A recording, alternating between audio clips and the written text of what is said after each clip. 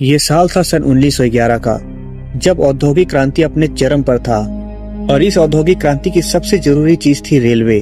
दुनिया भर में नई नई रेलवे लाइंस बिछाई जा रही थी और यूरोप के हर एक हिस्से को रेलवे से जोड़ा जा रहा था। ऐसे में इटली से एक ऐसी घटना भी सुनने को मिलती है जहां पर पूरी एक ट्रेन अपने पटरी से ही गायब हो गई थी।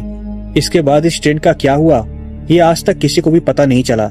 कुछ लोग मानते हैं कि ये ट्रेन किसी दुर्घटना का शिकार हो गई थी, तो कुछ लोग ये भी मानते हैं कि ये ट्रेन समय में पीछे चली गई थी, क्योंकि इस ट्रेन को कई अलग अलग जगहों पर भी अलग अलग समय पर देखे जाने के दावे किए जाते हैं। तो चलिए जानते हैं क्या थी इस ट्रेन की कहानी और कैसे ये पूरी ट्रेन अपनी पटरी से ही गायब हो गई। ये घटना थी 1911 के इटली के एक शहर रोम की, जहां पर जेनेटी नाम की एक कंपनी अपनी एक नई ट्रेन को लॉन्च करने वाले थे।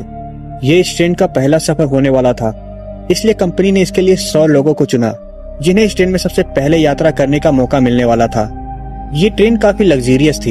इस ट्रेन में खाने पीने और बाकी सभी चीजों की बहुत ही अच्छी व्यवस्था की गई थी और इस ट्रेन में ड्राइवर समेत 6 और लोगों को भेजा गया था जो इन यात्रियों की देखभाल करने वाले थे।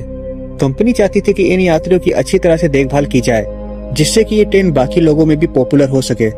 लेकिन उन यात्रियों को इस बात का पता नहीं था कि ये सफर उनका आखिरी सफर होने वाला है। 14 जुलाई के दिन ये ट्रेन अपने स्टेशन से खुलती है।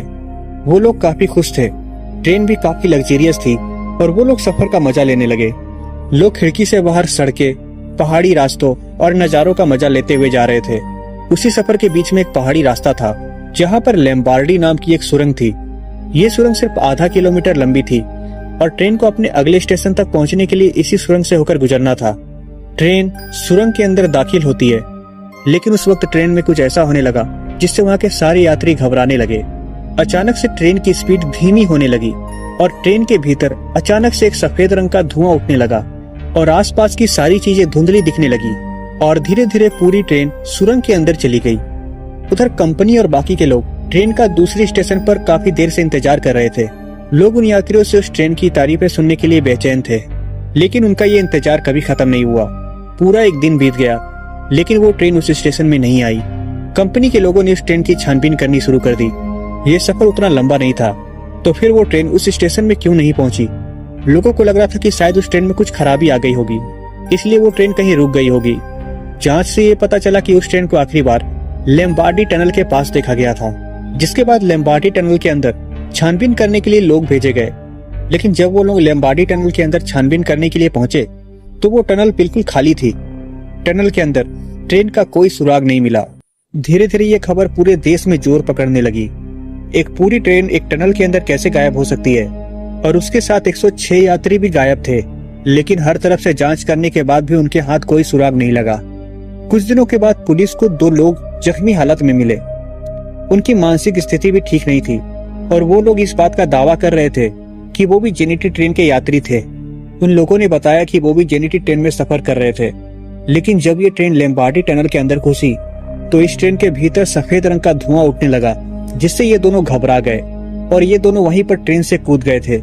इसके बाद ट्रेन पूरी तरह से लैम्बार्डी टनल के अंदर चली जाती है, लेकिन इसके बाद क्या हुआ ये उन दोनों को याद नहीं था। इसे सुनकर पुलिस ने अपनी जांच को एक बार फिर से शुरू किया और उन्हें सुराग मिला उस समय से 60 साल पहले मेक्सिको के एक अस्पताल से, जहां पर एक साथ 104 मरीजों को अस्पताल में भर्ती किया गया था।